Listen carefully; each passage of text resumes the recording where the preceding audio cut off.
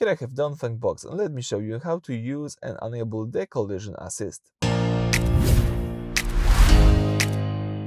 So at the very beginning, let's start by using the home screen. Here let's open the car icon right here, and from the left tab you need to choose the driving assistance.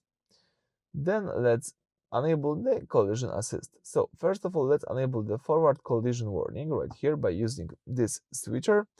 And this is the safety system that monitors the distance to the car in front of you.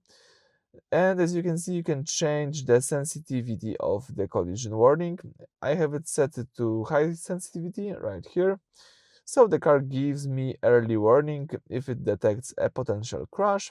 There is also here the emergency brake assist. You can enable this feature here, which can automatically apply the brakes if your collision is imminent to save your life or reduce damage. So I highly recommend to have this feature enabled, both forward collision warning and emergency brake assist, just for your safety. So that's it for this video. Thank you for watching. Please subscribe to our channel and leave thumbs up.